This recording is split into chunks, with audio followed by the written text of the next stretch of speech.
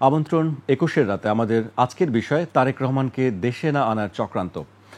আমাদের সঙ্গে আছেন বিএনপি চেয়ারপারসনের উপদেষ্টা হাবিবুর রহমান হাবিব এবং এনসিপির যুগ্ম সদস্য সচিব আলাউদ্দিন মোহাম্মদ। আপনাদেরকে স্বাগত জানাচ্ছি ২১-এর স্টুডিওতে। আমাদের আজকে আলোচনার বিষয় তারেক রহমানকে দেশে না আনার চক্রান্ত। এবং আরেকটি এ বিষয়ে আমি আরেকটি কথা বলতে চাই যে গতকাল বিএনপির ভারপ্রাপ্ত চেয়ারম্যান তারেক রহমান বলেছেন যে দৃশ্যমান প্রতিপক্ষ বিএনপি যারা আছে তারা আস্তে আস্তে মানে অদৃশ্যমান প্রতিপক্ষ দৃশ্যমান হচ্ছে। এই বিষয়ে আসলে আপনাদের মন্তব্য কী? আপনাকে ধন্যবাদ। আপনার মাধ্যমে ২১ টেলিভিশনের সর্ব দর্শক শ্রোতা, দেশ এবং দেশের বাইরে যারা দেখছেন তাদেরকে সশ্রদ্ধ সালাম। আমার সাথে সহ আলোচক এনসিপির সম্মানিত যুগ্ম সদস্য সচিব আলাউদ্দিন মোহাম্মদকে শুভেচ্ছা। আপনি যেটা আমাকে বললেন একটা উদ্ধৃতি দিয়ে কথাই কথা আর কি, সেটা হলো আজকে আপনি ছিলেন সেই প্রোগ্রামে ছিলাম, প্রেস প্রোগ্রামে ছিলাম। জয়লাল আহমেদ ফারুক প্রধানমন্ত্রী ছিলেন, আমি প্রধান বক্তা ছিলাম। তো উনি ওই কথা বলেছেন আমার কানের ভেতরে স্পষ্ট, আমি বুঝতে পারিনি। সেটা ভিডিও ফুটেজ দেখলে বোঝা যাবে হ্যাঁ যিনি বলেছেন কিনা বা কীভাবে বলেছেন। তা আমার কথা হলো যে তারেক রহমান দেশে আসেননি, এটি বাস্তবতা। কেন আসেন না তার ব্যাখ্যা হলো আগে ওনার মামলা ছিল। মামলা থাকাকালীন অবস্থায় যদি উনি আসতেন এবং উনি বাসায় যেতেন আর পুলিশ না ধরতেন তাহলে বলতো যে তারেক রহমান আইন মানেন না। আবার উনি দেশে আসার পরে পুলিশ যদি তাকে গ্রেপ্তার করে নিয়ে যেতেন অথবা উনি নিজেই যদি গিয়ে কারাগারে ঢুকে পড়তেন সিস্টেমের মধ্যে দিয়ে, কর্মীরা বিক্ষুব্ধ হতো। যে কারণে আমরা চাইনি উনি মামলা থাকা অবস্থায় আসুক, মামলা শেষ করে নিয়ে আসুক, এটা আমাদের চাওয়া ছিল। এর পরবর্তী সময় ম্যাডাম খালেদা জিয়া খুবই অসুস্থ, এখন লন্ডনে উনি আসেন। তার চিকিৎসা এখন দিন যত যাবে ওনার শারীরিক অবস্থা তত খারাপ হবে, কারণ ওর লিভার সমস্যা, লিভার ট্রান্সপ্লান্ট করার কথা। কিন্তু এখন এই সময় বয়সের কারণে লিভার ট্রান্সপ্লান্ট করা যাবে না। এক সময় সুযোগ ছিল যখন, তো আমি আমার নিজের লিভার দিতে চেয়েছিলাম। আমার লিভার বয়সের কারণে না লাগলে আমার একটা ভাই আছে, তাদের লিভারটা আমি দিতে চেয়েছিলাম। এখন সম্ভব না। এখন আল্লাহ পাক যতদিন বাঁচিয়ে রাখবেন ততদিন উনি বেঁচে থাকবেন, সুস্থ হওয়ার কোনো সম্ভাবনা নেই। এই অবস্থায় যেহেতু আরাফাত রহমান কোকো বিদেশে মারা গিয়েছেন, তার লাশ কিন্তু তারেক রহমান দেখতে পারেন না, জানাজাও আসতে পারেন না। ম্যাডাম স্বাভাবিকভাবে খুবই তখন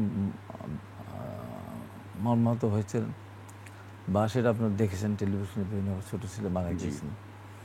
এখন কথা ছিল যে ঈদের পরে আপনাদের দল থেকেই বলা হয়েছিল যে খালেদা জিয়া এবং তারেক রহমান দুজনেই আসার একটি সম্ভাবনা আছে। আসার একটা সম্ভাবনা বললাম, ম্যাডাম খালেদা জিয়ার সুস্থতার উপর অনেকখানি নির্ভর করবে। এখন আপনি যদি বলেন যে রাজনৈতিক দলগুলোর নেতা, ওনার মা কি ওনার কাছে বড় হয়ে গেল? ওনার মা ওনার কাছে বড় না, এখন বড়, কারণ ওনার একটা ছেলে নেই, একটা সন্তান। এখন মা চিকিৎসার জন্য গিয়েছেন কিন্তু লন্ডনেই। এখন ওনাকে হাসপাতালে রেখে বা বাসায় ওইভাবে রেখে তারেক রহমান কেন, যে কোনো মানুষের কঠিন হৃদয়ের মানুষের আশা কিন্তু খুব কঠিন। তা আমরা আশা করছি ম্যাডাম একটু সুস্থ হলেই তারেক রহমান ম্যাডামকে নিয়ে ফেরত আসবে, এটা আমাদের প্রত্যাশা, বা আমরা আশাও করি এটা। তারপরে যে নানান ধরনের আপনার সমস্যা থাকতেই পারে, সেটা তো আমরা অত বুঝবো না। তবে সেখানে জাতীয় আন্তর্জাতিক কিছু ঘটনা প্রবাহ আমাদের সামনে আমরা দেখতে পাই যে উনি আসলে একটা স্বাধীনচেতা মানুষ। ওনার এই স্বাধীনচেতা কারণে অনেকেই, অনেক দেশই আছে যারা হয়তো তাকে পছন্দ নাও করতে পারে। এই জন্য এখনও তো দেশের বিরুদ্ধে কঠিন ষড়যন্ত্র চলছে, সরকারের বিরুদ্ধে আর একটু বেশি ষড়যন্ত্র চলছে, আর বিএনপির বিরুদ্ধে মহা ষড়যন্ত্র চলছে জাতীয় এবং আন্তর্জাতিকভাবে।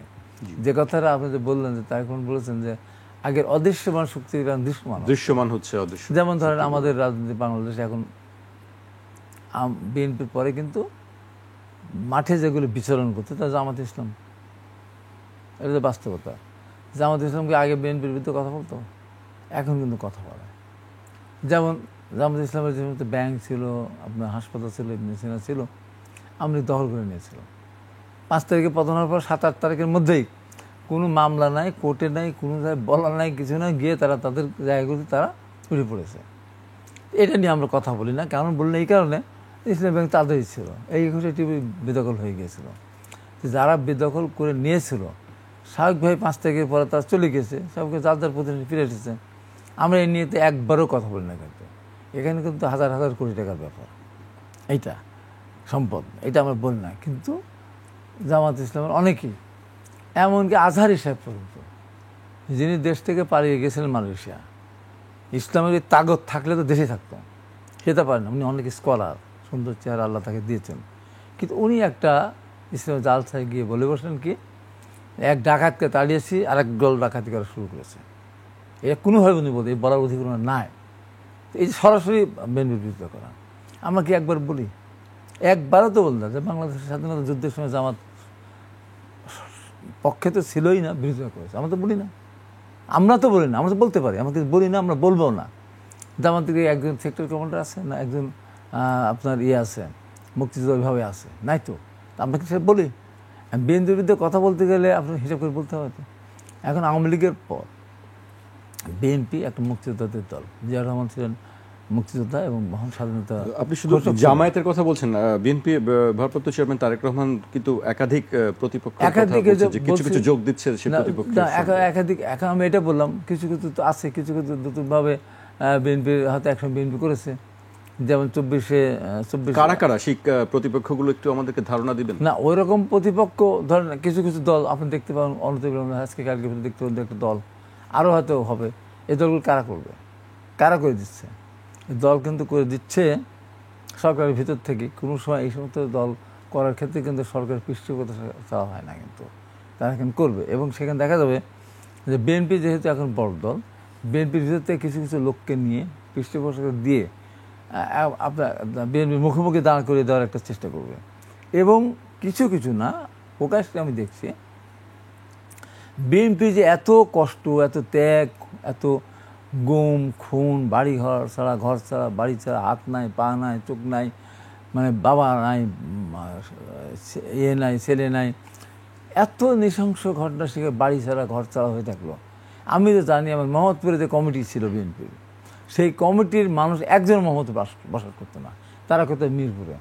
মিরপুরে যে বিএনপির কমিটি, তার বসবাস করতো মোহাম্মদপুরে। পরিচয় দিয়ে এলাকায় থাকার বছরের পর বছর সন্তানের স্ত্রীর সান্নিধ্যে তারা যেতে পারে নাই। সেই বিএনপিকে নিয়ে যখন কথা বলে যে এক লুটেরা গিয়েছে, আরেকজন লুট করতে আসে, একবার মুখে বাঁধে না, একবার বাঁধে না। তো এই জন্য বলি যে এই সমস্ত জিনিসগুলি আরও এরকম কিছু কিছু সরকারের পৃষ্ঠপোষকতায় বা কোনোভাবে কিছু কিছু দল সামনে আসবে, সেই দলগুলির কাজ একটাই থাকবে, বিএনপির বিরুদ্ধে বলা। জি, আমি এ পর্যায়ে এনসিপি নেতা আলাউদ্দিন মোহাম্মদের কাছে জানতে চাই, সরকারের পৃষ্ঠপোষকতার বিষয়ে একটি কথা বলছিলেন হাবিব ভাই। সরকারি পৃষ্ঠপোষকতার ব্যাপারে প্রথমেই আপনাদের নামটি চলে আসে, সবাই বলছে। এ বিষয়ে কি আপনি একমত আসলে, বা আপনাদের প্রতিপক্ষ কাদেরকে মনে হয় আসলে রাজনীতির ক্ষেত্রে? আপনারা যেহেতু রাজনীতি করছেন, শুরু করেছেন মাত্র, আপনাদের কাকে মনে হয় আপনাদের প্রধান প্রতিপক্ষ? ধন্যবাদ। আপনার মাধ্যমে 21 টিভির দর্শক শ্রোতাদেরও ধন্যবাদ জানাচ্ছি, আমার সহ আলোচককেও ধন্যবাদ। মূলত সরকারের পৃষ্ঠপোষকতা নিয়ে দল করার যেই বাংলাদেশের ইতিহাস, বাংলাদেশে আগের যে বড় দলগুলো আমরা দেখেছি যে যুক্তফ্রন্ট সরকারের মন্ত্রী থাকা অবস্থায়, পাটমন্ত্রী থাকা অবস্থায় শেখ মুজিবুর রহমানের ভূমিকা থেকে শুরু করে পরবর্তীতে আওয়ামী লীগের আবির্ভাব, একটা বিশেষ পর্যায়ে বিএনপির আবির্ভাব, জাতীয় পার্টির আবির্ভাব, সেই ধারাবাহিকতায় যদি আপনি বলেন যে বাংলাদেশে প্রথমবারের মতো একটি বড় দল সংগঠিত হয়েছে, যেটি মূলত গণ অভ্যুত্থানের মাধ্যমে দল সংগঠিত হয়েছে, এবং এই দলগুলোর সাথে অথবা দলটির সাথে সরাসরি ক্ষমতার কোনো সম্পর্ক নেই, বরং এটি রাজনৈতিক দল হয়ে ওঠার আগেই একেবারে ইউনিভার্সিটির যে সদ্য গ্রাজুয়েট যুবকরা, তারা একটি সরকার গঠন করেছে, সরকার গঠনে সহযোগিতা করেছে, এবং শুধু সহযোগিতাই করে নাই, তারা বিদ্যমান রাজনৈতিক দলগুলোর সাথে সংলাপের ভিত্তিতে আলাপ আলোচনার মাধ্যমে তাদের কাছ থেকে মনোনয়ন নিয়ে কিংবা তাদের কাছ থেকে সুপারিশ নিয়ে একটি উপদেষ্টা পরিষদ গঠন করে বাংলাদেশের ক্রান্তিকালে বাংলাদেশকে একটি স্ট্যাবিলিটির দিকে নিয়ে যাওয়ার ক্ষেত্রে ভূমিকা পালন করেছে।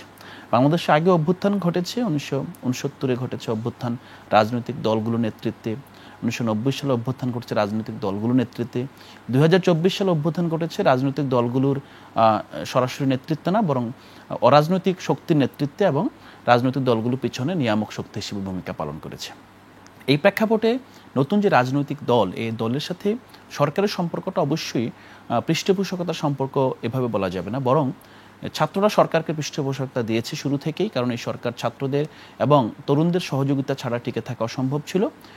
দ্বিতীয়ত হলো যে বরং যখন রাজনৈতিক দল হিসেবে তরুণদের একটা বড় অংশ, আমি সব তরুণ বলবো না, আবির্ভূত হওয়ার চেষ্টা করেছে, তখন আমরা দেখেছি যে রাজনীতি করার জন্য সরকারের পদ ছেড়ে, সরকারের মন্ত্রণালয় ছেড়ে এখানে রাজপথে নেমে এসেছে তরুণদের একজন নেতা। এই অবস্থায় আমরা সেই বিষয়টা আমার মনে হয় খুবই অমূলক এবং সেই জায়গা নিয়ে খুব কথা বলার কিছু নেই। প্রতিপক্ষের ব্যাপারে যদি বলেন, যে আমাদের বাংলাদেশে একটি ধারণা হয়ে গিয়েছে যে রাজনীতি করলে প্রতিপক্ষ থাকতে হবে, তো আমরা মনে করি যে রাজনীতি করলে প্রতিপক্ষ থাকতে হবে তা না, বরং প্রতিপক্ষ হবে ভোটের ময়দানে। যদি ভোট হয় তখন যদি মনে হয় যে একজনকে পছন্দ করতেই হবে, একজনকে নির্বাচিত করতেই হবে, তখন হয়তো বা একটা প্রতিযোগিতার সম্পর্ক থাকতে পারে। যেমন আমি এবং আজকে হাবিব ভাই আমরা একই মঞ্চে বসে আছি, জনগণ কিন্তু আমাদের দুজনের বক্তব্যই কি সমানভাবে, সমান ভালোবেসে, সমান যুক্তিসঙ্গতভাবে গ্রহণ করতে পারে। এমন না যে আমার বক্তব্য গ্রহণ করলে হাবিব ভাইয়ের বক্তব্যকে ডিনাই করতে হবে, কিংবা ওনার বক্তব্য গ্রহণ করলে আমারটাকে ডিনাই করতে হবে, এমন না। কারণ রাষ্ট্রের আপনার এগিয়ে যাওয়ার ক্ষেত্রে রাষ্ট্রের অনেকগুলো জায়গা আছে, যেই জায়গায় সাধারণ নাগরিকগণ, রাজনৈতিক দল, civil society activist, journalist, media ব্যক্তিত্ব আপনাদের মতো তারা সবাই একমত পোষণ করেন। দ্বিমত পোষণ করে কিছু কিছু জায়গায় কিভাবে আসলে ক্ষমতা কিংবা দায়িত্বে রাজনৈতিক দলগুলো যাবে, সেই জায়গায় তাদের মধ্যে একটা মৃদু এবং আমরা সবসময় একটা কোল্ড ওয়ার থাকে, সেই জায়গাটাকে আমি মুখ্য কখনো মনে করি না। বিশেষত এই তরুণরা যখন রাজনৈতিক দল গঠন করেছে, একেবারে সদ্যজাত শিশু অবস্থায় আমরা কখনো কাউকে প্রতিপক্ষ মনে করি না। তবে হ্যাঁ, আমাদের প্রতিপক্ষ অবশ্যই আছে, কিন্তু প্রতিপক্ষ কোনো দল, ব্যক্তি কিংবা নির্দিষ্ট গোষ্ঠী না। প্রতিপক্ষ হলো যে আমরা গণঅভ্যুত্থানের মাধ্যমে যে রাজনৈতিক দল গঠন করেছি। কেন রাজনৈতিক দল গঠন করেছে এটা প্রেক্ষাপট যদি চিন্তা করেন, আমরা তো প্রথম 6 মাস রাজনৈতিক দল গঠন করি নাই, আমরা একটা সিভিল সোসাইটি প্ল্যাটফর্ম গঠন করেছিলাম। আমরা সিভিল সোসাইটি প্ল্যাটফর্মের মাধ্যমে আমরা সরকারকে সহযোগিতা এবং একই সাথে চাপ প্রয়োগ করে গণঅভ্যুত্থানের যে আকাঙ্ক্ষা, তরুণরা যে কারণে জীবন দিয়েছে, এখানে লক্ষ লক্ষ স্কুল শিক্ষার্থী তাদের স্কুলের দেয়ালে যে গ্রাফিতি এঁকেছে, সেই গ্রাফিতিতে তাদের যে চাওয়া ছিল, সেই চাওয়াটা পরিস্ফুট হয়েছে। সেই চাওয়াটার আলোকে নতুন একটি বাংলাদেশ গড়ার জন্য এই সময়টাকে আমরা কাজে লাগাতে চেয়েছি। একটা পর্যায়ে, লেট মি ফিনিশ, আমরা দেখেছি যে না, আসলে গণঅভ্যুত্থানের যে শক্তি, এই শক্তি নিঃসঙ্গ শেরপার মতো আপনার এই জনপরিসরে অবস্থান করছে, তাদের সুনির্দিষ্ট কোনো ভয়েস আসলে এটা না সরকার গ্রহণ করছে, না এখন অন্য রাজনৈতিক দলগুলো গ্রহণ করছে। আমরা বড় বড় সিদ্ধান্তের ক্ষেত্রে আমরা দেখেছি বড় রাজনৈতিক দলগুলো আসলে এই তরুণদের সাথে একমত হয়নি। বাধ্য হয়ে একটা পর্যায়ে আমরা অনুভব করলাম, যদি বাংলাদেশে সত্যিকার অর্থেই জনগণের আকাঙ্ক্ষার বাংলাদেশ গড়তে হয়, যেই বাংলাদেশ স্বৈরতন্ত্রের কবলে পড়ে এখানে বাংলাদেশ একটি গ্লুমি একটা অবস্থা তৈরি হয়ে গিয়েছিল, বাংলাদেশ মূলত একটা এমন একটা ল্যান্ড ছিল যেখান থেকে সবচেয়ে বড় স্বপ্ন হলো দেশটা ত্যাগ করা। আমরা সেই জায়গা থেকে আমরা যারা ত্যাগ করে গিয়েছিল তাদেরকে ফিরিয়ে আনা এবং বাংলাদেশকে সত্যিকার অর্থে পৃথিবীর সব বাংলাদেশ এবং সব জাতিগোষ্ঠীর মানুষের একটি মিলন মেলা হিসেবে তৈরি করতে চাই। সেই বাংলাদেশের স্বার্থ রক্ষার্থে যে সংস্কার প্রয়োজন, পুরনো পথে ফিরে না যাওয়ার জন্য যে পথ ঘুরিয়ে যে নতুনভাবে এগিয়ে যাওয়ার সংগ্রাম প্রয়োজন, সেই সংস্কারের জন্য আমরা আসলে একটা রাজনৈতিক দল করেছি। এই দলটার মূল এজেন্ডা কিন্তু সংস্কার। এবং সংস্কারটা কি? সংস্কারটা হলো গণঅভ্যুত্থানের আগের যে বাংলাদেশ ছিল, কোন বাংলাদেশ, যেই বাংলাদেশ আসলে কোনো এখানে অধিকার বলে কিছু ছিল না, ফেসবুকে স্ট্যাটাসের কারণে যাকে জেলে মরতে হয়েছে মোশতাক খানের মতো ব্যক্তিকে, না, সেই জায়গা থেকে আপনি যদি বলেন প্রতিপক্ষ, আমাদের প্রতিপক্ষ হলো এই গণঅভ্যুত্থানের আকাঙ্ক্ষার বিপরীতে যারা দাঁড়াচ্ছে, সংস্কারের বিপরীতে যারা দাঁড়াচ্ছে, নতুন বাংলাদেশের বিপরীতে যারা দাঁড়াতে চায়, তরুণদের বাংলাদেশের বিরুদ্ধে যারা দাঁড়াতে চায়, তারা আমাদের প্রতিপক্ষ। এটার মধ্যে নির্দিষ্ট কোনো দল কিংবা বিশেষ কোনো ব্যক্তি, বিশেষ কোনো গোষ্ঠী কখনোই পড়ে না। জি, হাবিব ভাই সে খুব ভালোভাবেই বলছিলেন, আলাউদ্দিন অনেক কথাই বললেন, কোন প্রতিপক্ষ বিবেচনা করছে না কাউকে আসলে, কিন্তু আপনারা আসলে কিভাবে দেখেন বিষয়টি? না, আমরা তো প্রতিপক্ষ ভাবি না, মানে কারোরই কোনো প্রতিপক্ষ নেই আমাদের। আসলে নির্বাচন সংস্কার বা বিচার নিয়ে সুস্পষ্ট মতবিরোধ আমরা দেখছি। না না, বিচার নিয়ে মতভেদ হবে কেন? বিচার নিয়ে না, আমি বলছি নির্বাচন এবং সংস্কার, নির্বাচন কবে হবে, সংস্কার আগে না নির্বাচন আগে, এই বিষয় নিয়ে একটি সুস্পষ্ট মতবিরোধ আছে। সেই জায়গাটা আসলে একমত কিভাবে হয়? এই মতভেদ থাকবে, কিন্তু সেই জায়গায় মতবিরোধ একটা জায়গাতে একমত হতেই হবে, তা না হলে এটা একমত হওয়ার জিনিস না। তো তাহলে কি আপনি মনে করেন যে ডিসেম্বরে নির্বাচন হচ্ছে? এটা তো বললাম, একমত না হলে নির্বাচন তো দেবেই না, সরকার তো সেই সিজনেই আছে। আর নির্বাচন কোনো করাতে পারে তাহলে ভালো হবে, তাহলে হবে না। আর এখানে আমি বলি যে আমার বললো যে আলাউদ্দিন মোহাম্মদ যেটা বললো সেটা হলো এই যে পৃষ্ঠপোষকতা নিয়ে দল করা আর সরাসরি দল করা। যেমন আওয়ামী লীগ দল কিন্তু সরকার পৃষ্ঠপোষকতা করে নাই। 49 সালে আওয়ামী লীগ জন্ম হয়েছিল সরকারের দিকে চোখে চোখ রেখেই। পরবর্তী সময় হক ভাষা নিয়ে নেতৃত্বে যুক্তফ্রন্ট হয়েছিল, সেখানে আওয়ামী লীগ সহ তারা ফজলুল হক সহ গেছিলেন। সেখান থেকে আওয়ামী লীগের নেতা উনি মন্ত্রিত্ব সভা থেকে ত্যাগ করে এসে পরে দল গঠনের সাথে ছিলেন, আলাদা কথা। আর বিএনপি এবং জাতীয় পার্টি জন্ম হয়েছে সরাসরি, পৃষ্ঠপোষকতা না। সরাসরি জেনারেল জিয়া রহমান সেই সময়ের বাস্তবতা কী করবো হয়তো নাই, তখন সেখান থেকে দল গঠন করার ক্ষেত্রে সেখানে সরকার প্রশাসন কাজে লেগেছে, এর সাথে লেগেছে।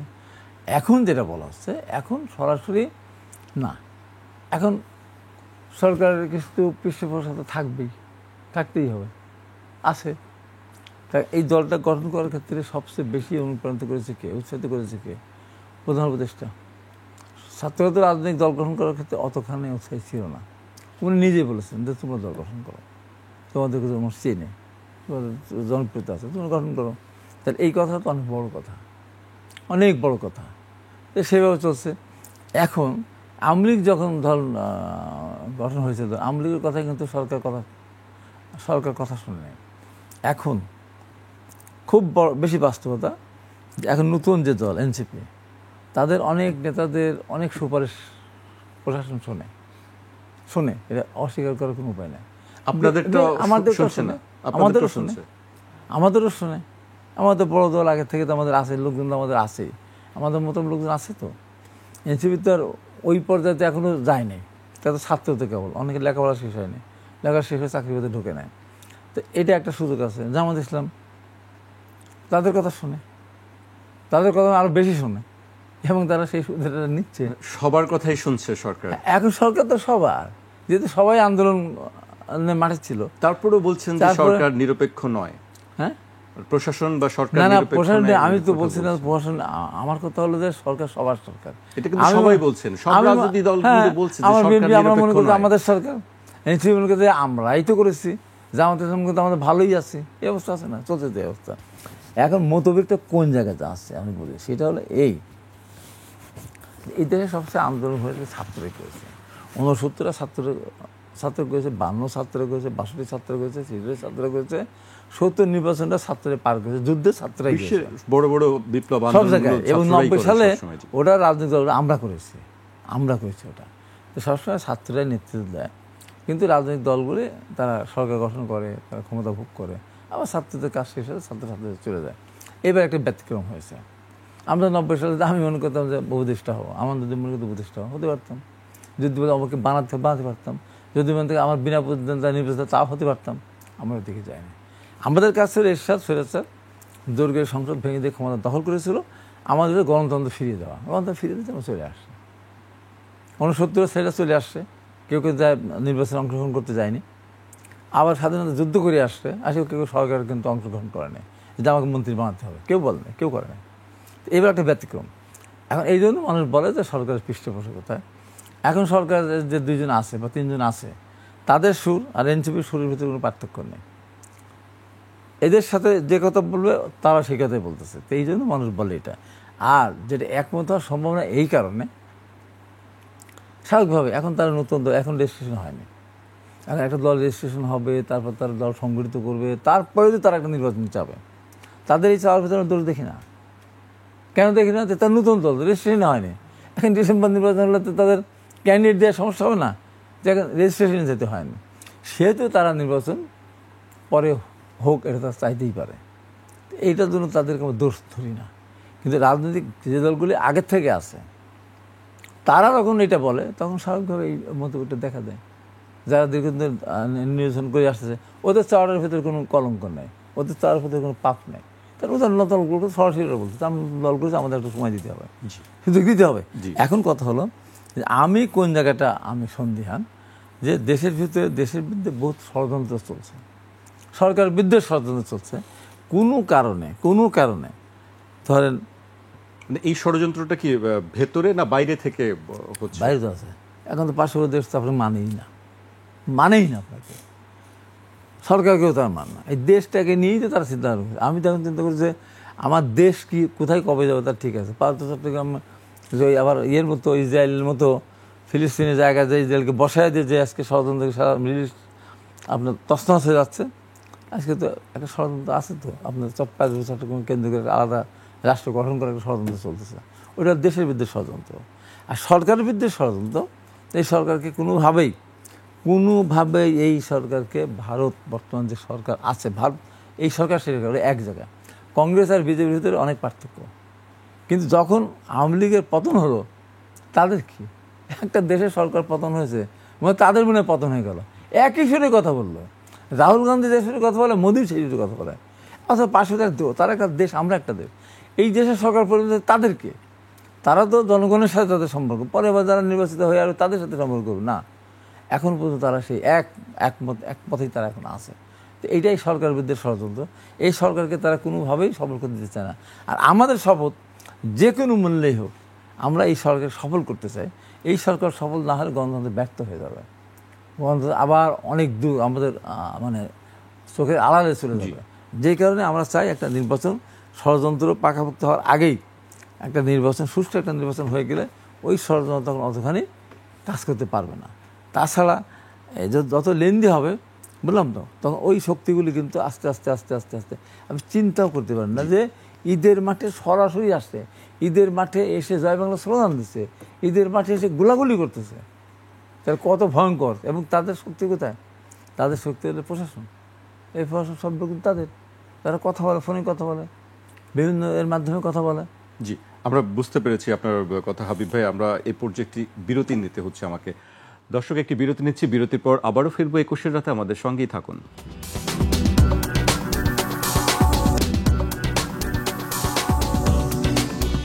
বিরতির পর আবারও স্বাগত। আপনারা দেখছেন 21-এর রাত। আমাদের সঙ্গে আছেন বিএনপি চেয়ারপারসনের উপদেষ্টা হাবিবুর রহমান হাবিব এবং জাতীয় নাগরিক পার্টির যুগ্ম সদস্য সচিব আলাউদ্দিন মোহাম্মদ।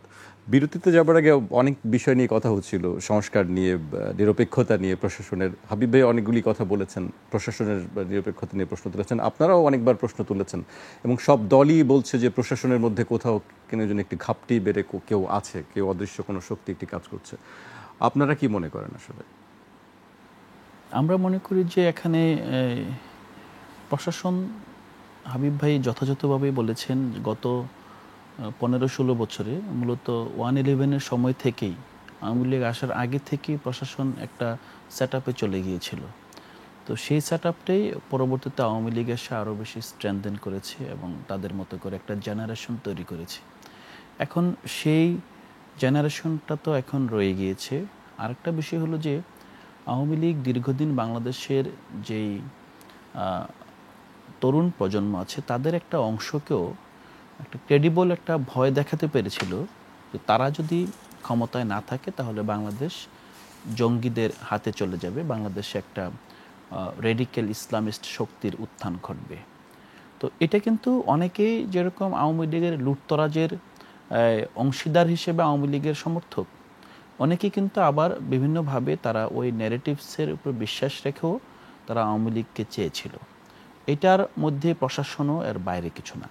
তো আমরা এই অভ্যুত্থানের পরে দেখি অভ্যুত্থানকে বিশেষ করে ভারত থেকে এখন পর্যন্ত যেভাবে বাংলাদেশে জঙ্গিবাদের উত্থান ঘটেছে এবং জঙ্গিদের আসলে নেতা হলো অধ্যাপক ইউনূস, সেই ন্যারেটিভস থেকে কিন্তু ভারত এক বিন্দু সরে আসেনি।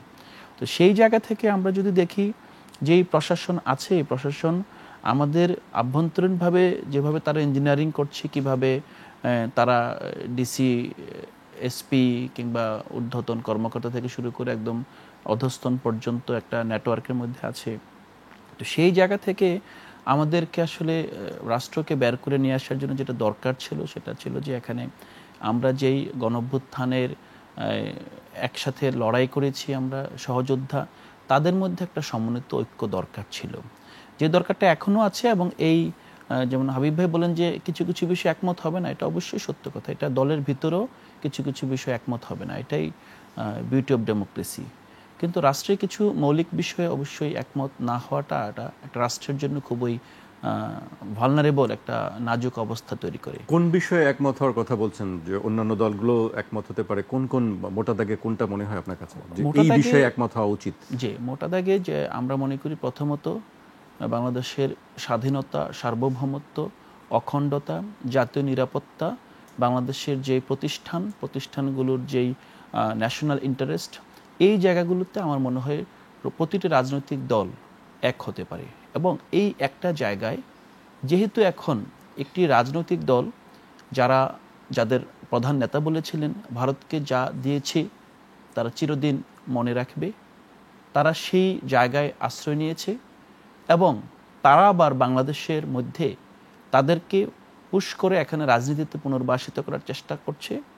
তো এটা আওয়ামী লীগের চেয়ে আরও বড় প্রশ্ন এখানে যে তারা এবার যদি আবার কোনোভাবে রাজনীতিতে, ক্ষমতা তো দূর কি বাত, রাজনীতিতে যদি পুনর্বাসিত হয় তারা ভারতকে আর কি দিবে, কি প্রতিদান দিয়ে ভারতকে সন্তুষ্ট করবে, এইটা কিন্তু আমাদের জানা নাই। সো ঐক্যমত্য হওয়ার প্রধান আমি যেই টেনেটসগুলো বললাম, যে ইন্ডিকেটরসগুলো বললাম, এগুলো যদি দিকে তাকান, যেটা হাবিব ভাই বললেন যথার্থভাবেই, বাংলাদেশ প্রশ্নে কংগ্রেস, বিজেপি, ইভেন কংগ্রেসের সবচেয়ে আপনার সেকুলার ফেস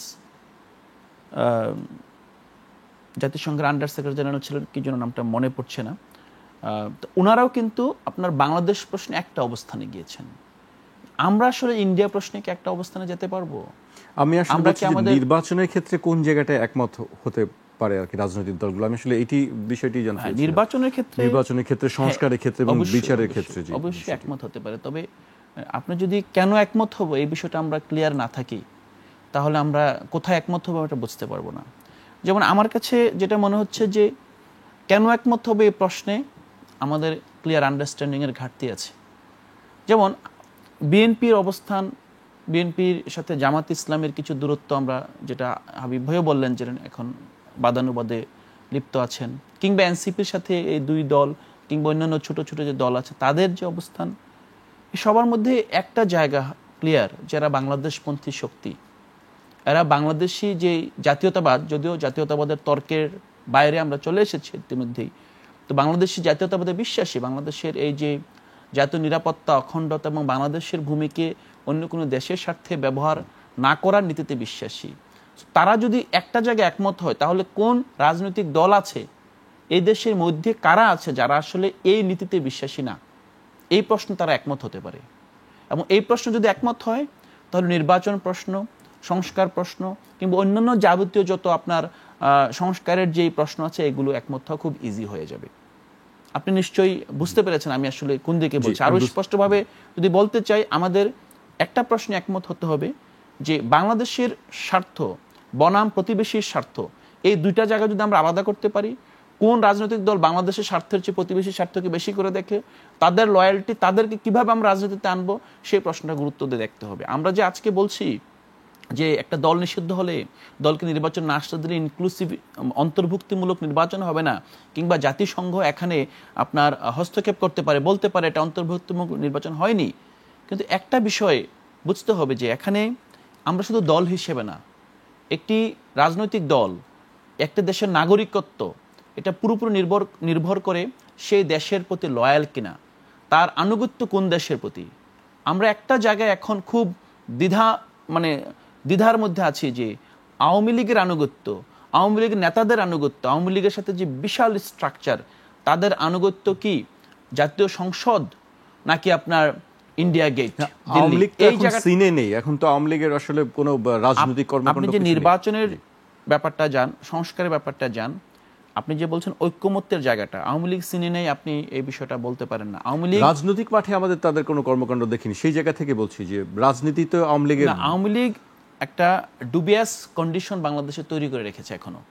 আওয়ামী লীগ প্রশ্নটাই এখানে সলভ করার বিষয়, এবং এই সলভ করার ক্ষেত্রে আমাদেরকে আগে যে বিষয়টা বললাম যে বহির্বিশ্বের কাছে বাংলাদেশ এজ এন স্টেট, এই স্টেট হিসেবে বাংলাদেশ কিভাবে দাঁড়িয়ে থাকবে, এই জায়গায় একমত হতে পারলে আমাদের এই ছোট ছোট বিষয়, কে নির্বাচনের মাধ্যমে সংসদে যাবে, কে সংসদের বাইরে থাকবে, হ্যাঁ, কে আপনার রাজনীতি করবে, কে এখানে প্রতিষ্ঠানগুলোর সাথে যুক্ত থাকবে, সিভিল সোসাইটিতে কে কারা থাকবে, সবগুলো ক্লিয়ার হয়ে যাবে। জি, আমার আসলে জানতে চাচ্ছিলাম যে আসলে সংস্কার আগে না নির্বাচন আগে, এই বিষয়টি আমি জানতে চাচ্ছিলাম আলাউদ্দিনের কাছে। আপনি হাবিব ভাই যদি একটু বলেন। আমার খুব পরিষ্কার বলতে, সংস্কার চলমান বিষয়, অনেক সংস্কার সামনে আসবে, করতে হবে, কিন্তু সংস্কার শেষ করবেন কত বছর? এখন ধরেন তোফায়েল আহমেদ সাহেব যে সংস্কার প্রস্তাব দিলেন, আমি তো আর মানি না, ওই সংস্কার তো আমি মানবো না। আমি আবার আইয়ুব খানের মৌলিক গণতন্ত্র ফিরে যাব না। এটা আমরাও মানি না। হ্যাঁ, এই যে উনি দিয়ে ফেললেন, একটা প্রস্তাব দিয়ে ফেললেন। এখন আমি আলাউদ্দিনের সাথে আমি একটা কথা বলতে চাই, সেটা হলো এক জায়গায় আমাদের একমত হতে হবে। এই মুহূর্তে আমাদের ঐক্যের বিকল্প নাই। সেই জায়গাটাই আমি বলছিলাম, জানতে চাচ্ছিলাম আলাউদ্দিনের কাছে কোন জায়গাটা আমরা এক হতে পারবো, সংস্কার বিচার না থাকলে আমরা কিন্তু ষড়যন্ত্রের বেড়া দিলে আমরা আটকে যাব। এখন নির্বাচন হতে হবে, সংস্কারও করতে হবে।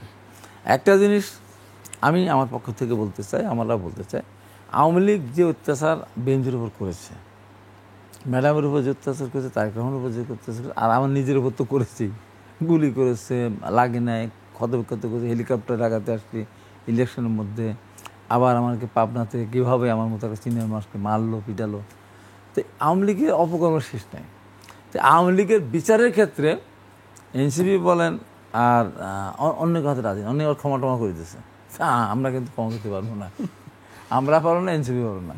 আমাদের চোখের সামনে 1,500-এর উপরে শহীদ, তারপরে 20-25,000 আহত, এখন চোখে দেখে না, অন্ধ, হাঁটতে পারে না, তাদের ক্ষমা করার কোনো কেউ তো তাদের ক্ষমা করছে না। তারপরে বলছেন যে তারা করছে জাতীয় ক্ষমা দিয়ে দিয়েছেন একবার।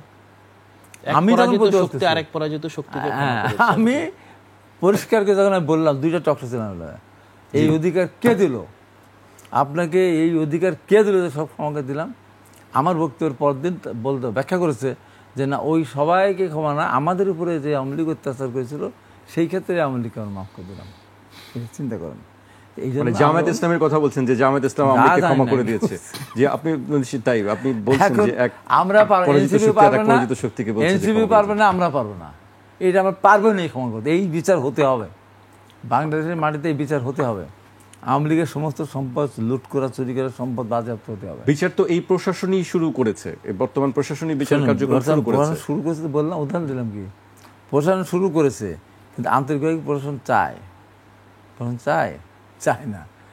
আমরা তো রিমান্ডে গেছি, আমাদের ওখানে যে অবস্থাটা ছিল, আমাদের নিজেদেরকে যেভাবেই করেছে, এখন জামায়াতে হাসি দেন না, কি হাসিটা দেয়, খাওয়া দাওয়ার কোনো সমস্যা নেই, এমপি ছিল, মন্ত্রী ছিল। আর জেলখানা এমন একটা জায়গা, ওখানে সব পাওয়া যায়, টাকা দিলে আপনার মেন গেট দিয়ে হাতি নিয়ে যে ঢুকতে চান তাও পারবেন। আর যদি আপনি টাকা খরচ না করেন, আওয়ামী লীগের একজন নেতা শাহজাহান খান বলছিলেন যে জেলখানায় ভালো আছি। হ্যাঁ, কথা বলে মশাটা ঢুকতে পারবে না। আর যদি টাকা দেন, জেলখানা গেট খুলে হাতি নিয়ে আপনি ঢুকবেন। এই অবস্থা, এসি সব খাওয়া দাওয়ার ওরকম রাজকে খাওয়া, ওখানে একটা জিনিস দিন শেষে ফ্যামিলি নিয়ে থাকা যায় না, একটা বাদ, আর সব পাওয়া যায়। অবশ্য উন্নত বিদেশে অনেক দেশে আছে সেখানে ফ্যামিলি সুযোগ দেয়, হয়তো 7 দিন 10 দিন পরে। এছাড়া জেলখানা সব পাওয়া যায়। আর আওয়ামী লীগ তো আরও, তার এই জেলখানা যে সমস্ত কয়েদ আছে, জেল পুলিশ আছে যারা আছে, ওই সময় তো সব সেটি নিয়ে একটি প্রতিবেদন বের হয়েছে আগে, যে টাকার বিনিময়ে হচ্ছে। আমি দেখছি তো কি জেলখানা এমন যে এসছে, আর অজায়গা আর কোথাও নাই। 2টা জায়গায় সবচেয়ে অনিয়ম দুর্নীতি, একটা হলো জেলখানা, আপনার 500 টাকা, আপনার যে 500 টাকা, ওটা আবার কিনতে হবে 1500 টাকা দিয়ে, 300 টাকা কিনতে 900 টাকা মিনিমাম। এইরকম সেখানে মানে জিনিসপত্রের দাম এবং লুটপাট। আপনি খাবার, বাচ্চারা খাবার নেবেন, আপনাদের 2000 টাকার খাবার বান্ধব 5000 টাকা দিয়ে রাখবে জেল কেটে, তাহলে আপনার খাবার যাবে। টাকা পয়সা আমার ফল অনেকদিন বাইরে পৌঁছে গেছে, আমি টাকাও দিই নাই, ফলও ভিতরেও যায়নি ফল। এই এত অনিয়ম। আরেকটা কোথায়, একবার তো কন্টেম্পট অফ কোর্ট জেল খেটে আসলাম 5 মাস, খুব মনোযোগ সহকারে 2000 টাকা জরিমানা দিয়ে আসছি। আবারও বলছে, এই হাইকোর্টে এই যে বেঞ্চ অফিসার যে কি দুর্নীতি করে তার হিসাব নেই। এবং এখানে ওই মামলার নাম্বার আজকে 4 নম্বর আছে, কালকে 17 নম্বর, আবার যারা আছে 35 নম্বর, তারা আসছে 2 নম্বরে। এই যে ইয়েটা, এবং এখানে যারা এখন এই যে সরকারে আছে না, আমি ডাইরেক্ট বলতেছি, যারা ডিএজি বলেন, অ্যাডিশনাল বলেন, অ্যাটর্নি জেনারেল বলেন, আমি চোখে সব প্রমাণ করতে পারবো এ কি লুকটা করতেছে, কি পরিবর্তন। পরিবর্তন ওইটুকু হয়েছে, শেষ করি, পরিবর্তন ওইটুকু হয়েছে। আগে একটা ভাষা, আমরা সাংবাদিকরা যারা ছিলাম বা আমাদের ভাষাগুলি সংযত ছিল, এখন ভাষাগুলি হয়ে গেছে কুত্তার বাচ্চা, শরীর বাচ্চা, হারামজাদা, এইগুলি আমাদের ভাষা হয়েছে। এই করবো, সেই করবো, যে শেখা যায় না। এই যে ধরেন আমাদের কিছু সাংবাদিক ভাইরা দেশে যারা থাকে না, বিদেশে ছিল, এমন সব ভাষা ব্যবহার করা শুরু করেছে, চ্যালেঞ্জ করে, বিএনপিকে চ্যালেঞ্জ করে, এই করুন না, সেই করুন না। মানে এই সমস্ত জিনিসগুলো তো আমরা প্রত্যাশা করিনি। এইগুলো তো দৃশ্যমান, এইগুলো কিন্তু বিএনপির বিরুদ্ধে দৃশ্যমান ছিল না, এখন এগুলো দৃশ্যমান আসছে। অন্যায়ভাবে একটা দলকে এইভাবে হ্যাস্ত করতেছে, যেভাবে বলতেছে, আসলে এটা একেবারে অগ্রহণযোগ্য। তাই আমি বলি, আমরা যারা রাজনৈতিক দলগুলো আমরা যারা আছি, তাদের সবার ভিতরে ঐক্যবদ্ধ থেকে সামনের দিকে এই ফ্যাসিস্ট সরকারের বিচার করার জন্য একটা স্ট্যাবিলিটি দরকার। স্ট্যাবিলিটি না আসলে, যারা ইউনূস সাহেব আছেন সারা পৃথিবীতে সমাদৃত, তারপরেও আমাদের বাংলাদেশে আপনি হিসাব করে আমেরিকা সেই সময় থেকে শুরু করে ইনভেস্টমেন্ট তো হয় না। কেন হয় না?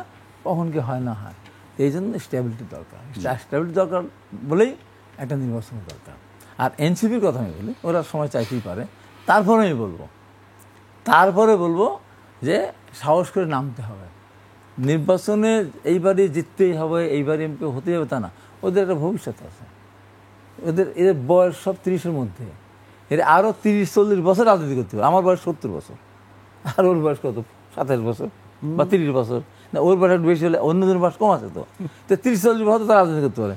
এই 30-40 বছরে এরা যদি একটা সুন্দর নিয়ে যদি গুছিয়ে আগাতে পারে, তো একটা পর্যায়ে দেখবে যে বাংলাদেশের নেতৃত্ব দিচ্ছে। জি, নতুন রাজনৈতিক দলের কাছে আসলে সবার প্রত্যাশাটা ওই জায়গাটাতেই, যে আসলে তারা ভবিষ্যতের রাজনীতি করবে, সঠিক।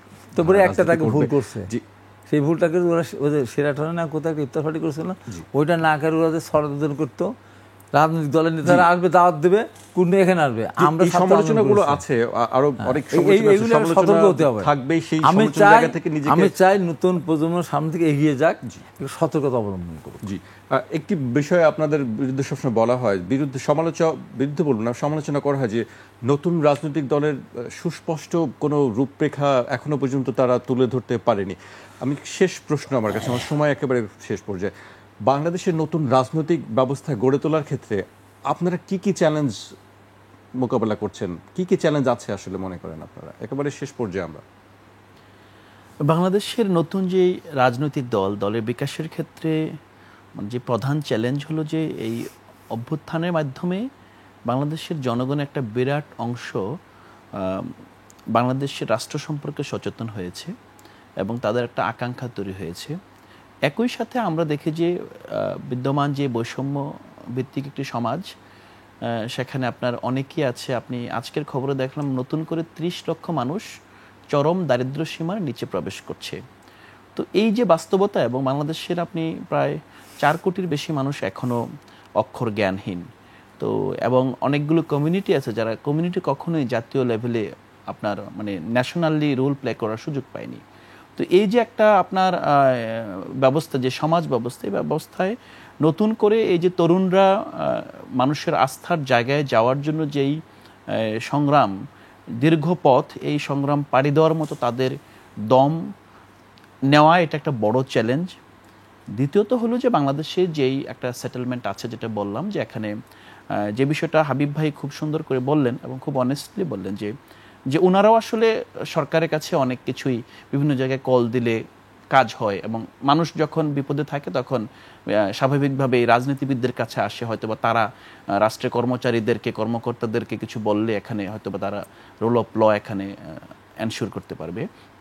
তো এখন একই জায়গায় যখন এখানে তরুণ নেতৃত্বের অথবা এনসিপির কেউ যদি আপনার সেখানেও একই কলটা দেয়, তখন তাদেরকে যেভাবে স্ক্রুটিনাইজ করা হয়, তো এই বিষয়টা আসলে এনসিপি অ্যাজ এ দল কিভাবে ম্যানেজ করবে, সেটা একটা চ্যালেঞ্জ। কিন্তু একই সাথে সম্ভাবনা হলো যে আমরা ইতিমধ্যেই আমাদের ফাইন্যান্স এবং আমাদের যেই কিভাবে আগামীতে দল পরিচালিত হবে, দলের যে গঠনতন্ত্র, শৃঙ্খলা কমিটি, অর্থনীতি, মানে ফাইন্যান্স পলিসি, এই জায়গাগুলোতে জায়গাটাও আপনারা করছেন, সেই জায়গাটা আরো সেই জায়গাটা আমরা স্ট্রংলি করার চেষ্টা করছি। আমাদের একটা জায়গায় আমরা খুব স্পষ্ট যে আমরা কমিটেড। আমরা হয়তোবা দল গঠনের পরের দিনে এই কমিটিগুলো করে ফেলতে পারতাম যদি আমাদের সেই প্রিপারেশন থাকতো। তো যদিও ধরেন আপনার এই সময়ের সাথে সাথে আমাদের বিরুদ্ধে সমালোচনা, তা আমাদের শক্তি সম্পর্কে আপনার সংশয় মানুষের মধ্যে বাড়ছে, একই সাথে আবার সাংগঠনিক যে রাজনীতি আর অ্যাক্টিভিজম, এই দুইটা কিন্তু আসলে এক না। এই সাংগঠনিক রাজনীতির কারণে কিন্তু আওয়ামী লীগ ১,৫০০ না, সে ১,৫ লক্ষ লাশ ফেলার পরও সাংগঠনিক রাজনীতির কারণে তাদের টিকে থাকার সুযোগ থাকে। এখন নতুন যেই তরুণ প্রজন্ম সেই সাংগঠনিক রাজনীতিটাকে নিয়ে নেওয়ার জন্য যে সমাজ থেকে কি সহযোগিতা পাবে, সহযোগিতা I mean that the popular support, এবং তারা নিজেরা কিভাবে এটাকে ম্যানেজ করবে, এটা একটা চ্যালেঞ্জ।